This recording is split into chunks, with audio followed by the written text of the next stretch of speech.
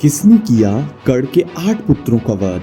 आप देख रहे हैं हरि भक्ति वर्ल्ड। चैनल को सब्सक्राइब जरूर करें और बेल आइकन को जरूर दबाएं।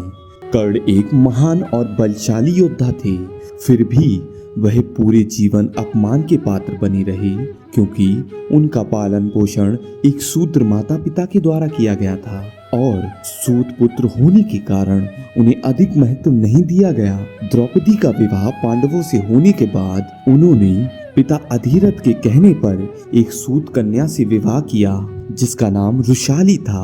बाद में कर्ण ने सुप्रिया नाम की कन्या से भी विवाह किया। इस प्रकार कर्ण की 2 पत्नियों से 9 पुत्र प्राप्त हुए।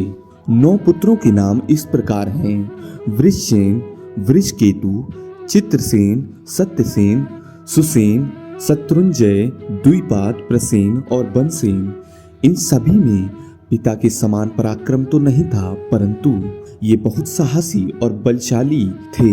ये सभी पुत्र किसी भी योद्धा के सारथी नहीं बने, अपितु अपने पिता की ओर से योद्धाओं की तरह महाभारत का युद्ध लड़े। महाभारत के महान योद्धाओं पितामह भीष्म, गुरु द्रोणाचार्य, भीम, कर्ण, अर्जुन के सामने कर्ण के 9 पुत्रों का बल कुछ भी नहीं था। फिर भी उसके इन पुत्रों ने साहस दिखाते हुए अपने पिता की ओर से युद्ध करने का निश्चय किया और इनमें से 8 पुत्र मारे गए। कर्ण पुत्र बनसेन ने युद्ध में सबसे बलशाली पांडव भीम से युद्ध किया और भीम के द्वारा ही बनसेन वीर गति को प्राप्त हुए। वृषसेन, शत्रुंजय और द्विपाद ने महान धनुर्धर अर्जुन के साथ युद्ध किया।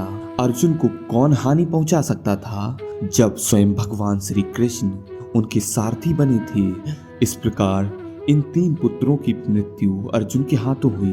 कर्ण के अन्य 3 पुत्रों चित्रसेन, सत्यसेन और सुसेन ने नकुल के साथ युद्ध किया और ये 3 नकुल के द्वारा वीर गति को प्राप्त हुए, जबकि उसके पुत्र प्रसेन का युद्ध सात्यकी के साथ हुआ था। सात्यकी अर्जुन का शिष्य था और एक महान धनुर्धर था। प्रसेन का वध सात्यकी द्वारा हुआ और इस प्रकार कर्ण के 8 पुत्र कुरुक्षेत्र की युद्ध भूमि में वीर गति को प्राप्त हुए, परंतु उसके पुत्र वृषकेतु का वध कोई नहीं कर सका और युद्ध के पश्चात कर्ण के सभी पुत्रों में एक वृषकेतु ही जीवित था।